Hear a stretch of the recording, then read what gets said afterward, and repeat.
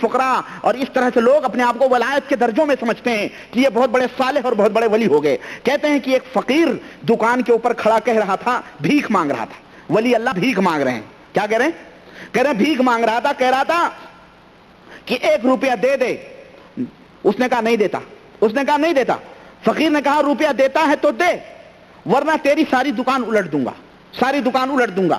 یہ دیکھ رہے دادا گیری, یہ دادا گیری نہیں ہے. ابے نہیں دے رہا تو چلا جا. جس طرح دادا گیری کہتا دے نہیں تو میں ساری دکان تیری پلٹ دوں گا. اس تھوڑی سی دیر میں بہت سارے لوگ جمع ہو گئے. اتفاقاً ایک صوفی صاحب دل کا گزر ہوا جن کے سب لوگ معتقد تھے. جو لوگ جمع ہوئے تھے گویا سب ان کے معتقد تھے.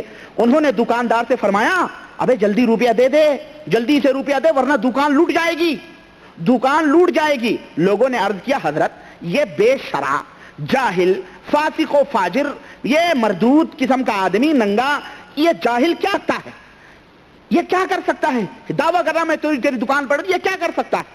حضرت نے فرمایا کہ میں نے اس فقیر کے باطن پر نظر ڈالی ہے. میں نے اس فقیر کے گرو رہ گئے, چیلا شکر ہو گئے. اس نے کہا میں نے اس فقیر کے باطن پر نظر ڈالی کہ کچھ ہے بھی. معلوم ہوا کہ یہ بالکل خالی ہے, یہ بالکل خالی ہے. پھر اس کے شیخ کو دیکھا, میں نے اسے بھی خالی پایا. پھر اس کے شیخ کو دیکھا, اسے بھی خالی پایا. پھر اس شیخ کے شیخ کو دیکھا, اسے میں نے اہل اللہ پایا. تو دیکھا کہ وہ منتظر کھڑے ہیں کہ کب اس ننگے کی, بے شرع, جاہل, فاسق و فاجر کی زبان سے کب نکلے اور کب وہ دکان پلٹ دیں. یہ احمد رضا خان صاحب دیکھیں, یہ اعلیٰ حضرت الملفوظ مکمل بریلوی ہیں, یہ مدجج دین و ملت ہیں. اور جن کتاب کے شروع میں لکھا ہوا ہے کہ جناب علی مسلمانان عالم کے لیے ایک اعلیٰ ترین اسلامی دستور العمل ہے. سمجھ رہے, حضور پرنور اعلیٰ حضرت مجدد دین و ملت رضی اللہ تعالیٰ عنہ.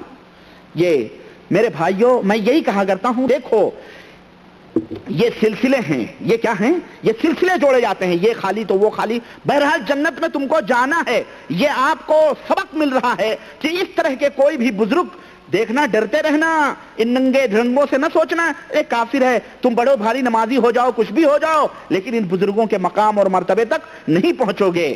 چنانچہ یہی اعلیٰ حضرت فرماتے ہیں کہ اسی صفحے میں صفحہ 71 ملفوظات حصہ 2 میں کہتے ہیں کہ حضور غوث اعظم رضی اللہ تعالیٰ عنہ کے دفتر میں, سنو مسلمانوں سنو, قیامت, حضور غوث اعظم رضی اللہ عنہ کے دفتر میں قیامت تک کے مریدوں کے نام درج ہیں.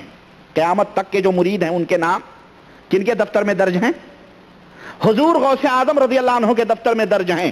جس قدر غلامی میں یہ آنے والے ہیں, حضور پرنور رضی اللہ تعالیٰ عنہ فرماتے ہیں کہ اللہ تعالیٰ نے مجھے دفتر عطا فرمایا ہے جو منتہائے نظر تک وسیع, اور اس میں قیامت تک کے میرے مریدین کے نام تھے, اور مجھ سے فرمایا وَهَبْتُهُمْ لَكَ, میں نے یہ سب تمہیں بخش دیے ہیں, جاؤ اب تم مرضی ہے, جاؤ جہاں بھی جس طرح سے چاہو اس طرح سے کرو. تو یہ ہے حضرات, یہ غوثیت کا مقام اور قطبیت کا مرتبہ ہے, یہ جس طرح سے یہ بتایا جاتا ہے. تو میں عرض یہ کر رہا تھا کہ یہ اجازت ضروری ہے, ولی کی, پیر اور مرشد کی اجازت یہ ضروری ہے. اسی طرح سے تیسرا درجہ جو آتا ہے بیعت کا آتا ہے. چنانچہ اجازت ہی کے تعلق سے میں بتاؤں کہ ان کا یہ دعویٰ ہے, ولیوں یا صوفی لوگ جو ولی اللہ, اور ولی اللہ انہی صوفیوں میں ہوتے ہیں, وہ کہتے ہیں جی ولی اللہ انہی صوفیوں میں ہیں, اور ولی اللہ ان کے دائروں سے باہر نہیں نکلتے. آپ اللہ کی عبادت کرنے اللہ کے ولی نہیں ہو سکتے, عوام الناس اللہ کے ولی نہیں ہو سکتے. ہاں ولی کا بیٹا اللہ کا ولی, ولی کا پوتا اللہ کا ولی, پڑ پوتا اللہ کا ولی, چکر پوتا اللہ کا ولی, لکڑ پوتا اس کا ماموں اللہ کا ولی, اس کا بھانجا اللہ کا ولی, اس کا بہن, اس کے سب پورے خاندان ولایت میں چلتے ہیں. یہ مخصوص لوگ ہیں بیچارے. تو آپ ولی اللہ نہیں ہو سکتے, نہ ولایت آپ کو مل سکتی ہے. تو اس طرح سے کہتے ہیں کہ ایک شاذلیہ فرقے کا جو تیجانی احمد ان کا ایک سلسلہ چلتا ہے, وہ کہتے ہیں کہ ہمیں جواہر المعانی یہ احمد بن محمد تیجانی, ایک افریقہ کے سائیڈ میں ان کا ایک سلسلہ چلتا ہے تیجانیہ فرقہ. یہ کہتے ہیں کہ ہمیں نبی کریم صلی اللہ علیہ وسلم زندہ آئے اور آپ صلی اللہ علیہ وسلم نے ہمیں اجازت دی اور فرمایا تجھے بھی میں نے بخش دیا، تیرے جو مرید ہیں انہیں بھی میں نے بخش دیا، اور جو ہے کیا کہتے ہیں جو تمہارا مرید ہوگا وہ بھی ولی کامل ہوگا، جب اس کا وہ مرے گا تو اللہ کا مخصوص ولی ہو کے مرے گا۔ اس طرح سے حضور صلی اللہ علیہ وسلم نے جاگتے میں زندہ، جیسے اشرف علی تھانوی صاحب نے وہ کیا نا، قاسم نانوتوی صاحب زندہ قبر سے آئے اور ان کو کہا دیوبند کے جھگڑے میں نہ پڑو، اسی طرح سے زندہ حضور آئے احمد تیجانی کے پاس اور کہنے لگے جو بھی تیرا مرید ہوگا ولی کامل ہوگا۔ یہ کون ہے؟ یہ کہہ رہا میں انا خاتم الاولیاء، الرسول ہوا خاتم الانبیاء، وہ خاتم الانبیاء ہیں اور میں خاتم الاولیاء ہوں۔ مرشد کامل شیخ یہ احمد بن محمد تیجانی ہے، اپنی کتاب جواہر المعانی صفحہ 97 کے اندر انہوں نے یہ لکھا ہے۔ اس بے شرم بے حیا کو دیکھو ذرا، یہ کس طرح سے نبی کریم صلی اللہ علیہ وسلم کے اوپر یہ تہمت اور بہتان لگا رہا ہے۔ اسی طرح سے بیعت، 10 منٹ اور ہے، بیعت کا معنی میں بتا کے اپنی بات ختم کروں گا اور پھر بقیہ باتیں میں انشاءاللہ اگلی مجلس میں رکھوں گا۔ بیعت کہتے ہیں خرید و فروخت کو بیع کہتے ہیں، ہاتھ میں ہاتھ دینا اس کو بیعت کہتے ہیں، اور چند وظائف ہوتے ہیں اور چند اوراد ہوتے ہیں ان کا وعدہ کرنا، اور دلیل پکڑتے ہیں کہ صحابہ کرام رضوان اللہ علیہم اجمعین نے حضور سے بیعت کی تھی، تو وہی بیعت حضور نے لی تھی تو ہم بھی وہی بیعت لے رہے ہیں۔ حضور نے بیعت کی تھی صحابہ سے، خلیفۃ المسلمین نے بیعت کی تھی لوگوں سے، وہی بیعت ہم۔ یہ فقیر مسکین جس کو اپنی کچھ پتا بھی نہیں ہے یہ بیعت لے رہا ہے، کیوں؟ کس لیے یہ بیعت کس لیے لیتا ہے؟ اب آپ لوگوں میں نہ جانے کتنے لوگوں نے پیالے پیے ہوں گے، کتنے نذرانے دی ہوں گے بیعت کے۔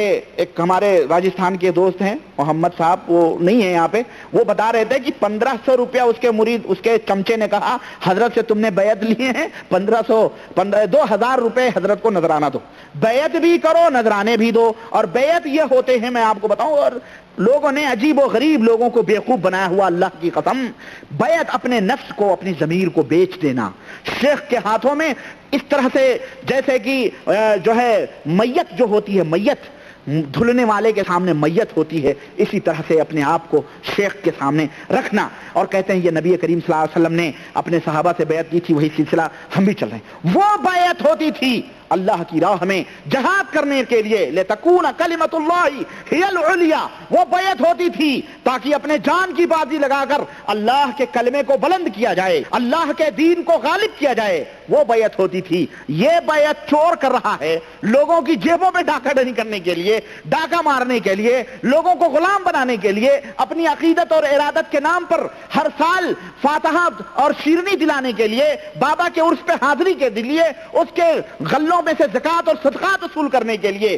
یہ کہاں راجہ بھوج، کہاں گنگوا تیلی، یہ کہاں سے کہاں حضور کے صلی اللہ علیہ وسلم کی بیعت کی مثال دے رہا ہے۔ یہ نالائق، اس کو سمجھنا چاہیے میرے عزیز، یہ دھوکہ دینا ہے۔ نبی کریم صلی اللہ علیہ وسلم نے لوگوں کو جیبوں پہ ڈاکہ ڈالنے کے لیے نہیں بیعت کی تھی۔ اور اگر کہتے ہیں کہ چلو ٹھیک ہے بیعت، تو کہتے ہیں تو قادری سلسلے سے بیعت لے، تو نقشبندی سلسلے سے، تو سہروردی سلسلے سے، تو چشتی سلسلے سے، وہ شاذلی سلسلے سے، وہ جنیدی سلسلے سے، وہ بغدادی سے، وہ رفاعی سے، وہ بدوی سے، وہ دسوقی سے، غرض جتنے بھی سلسلے ہیں، اللہ کے رسول صلی اللہ علیہ وسلم نے فرمایا ہے کہ اگر ایک دفعہ ایک ملک میں ایک امیر بیعت کرے، اگر اس کے مقابل دوسرا کھڑا ہوا بیعت کے لیے، فقتلوا احدہما، تو ان میں سے ایک کو قتل کر دو۔ ایک کو کیا کر دو؟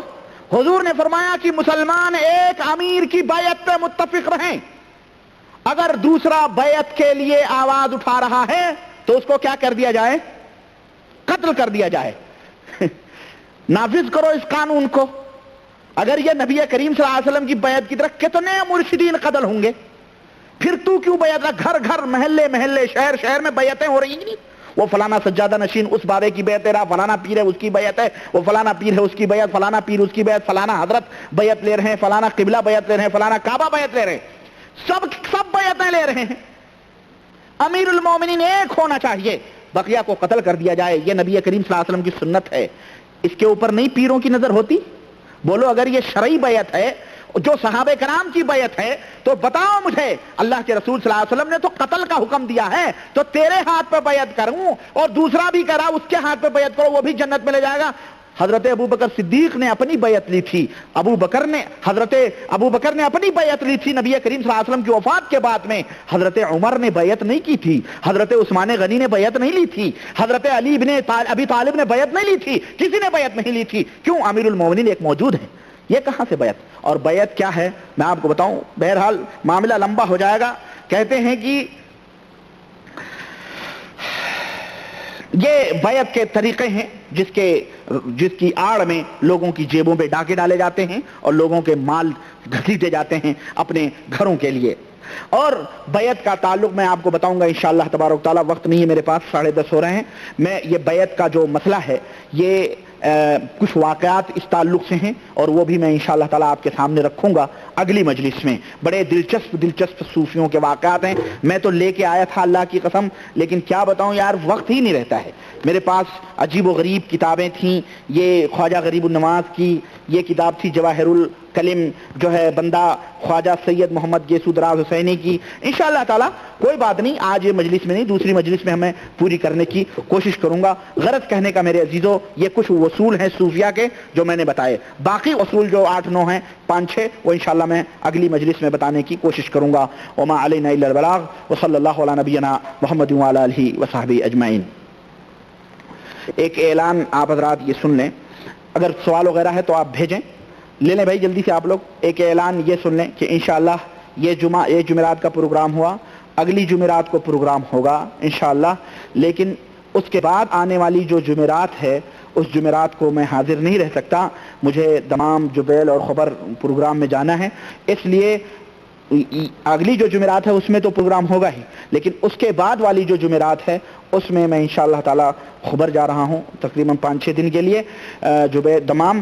اس لیے میں آپ حضرات کو اطلاع دیتا ہوں کہ اس ہفتے کے بجائے اس اگلے ہفتے میں پروگرام نہیں ہوگا انشاءاللہ. میرا خیال ہے سمجھ گئے ہوں گے آپ لوگ، ٹھیک ہے نا؟ ایک پروگرام جو ابھی ہوگا اس کے بعد جو اگلی جمعرات، اس جمعرات نہیں اگلی جمعرات جو آئے گی اس کے بعد پروگرام نہیں ہوگا، بلکہ اس کے بعد انشاءاللہ جمعرات کو پروگرام ہوگا، میں حاضر رہوں گا. ٹھیک ہے؟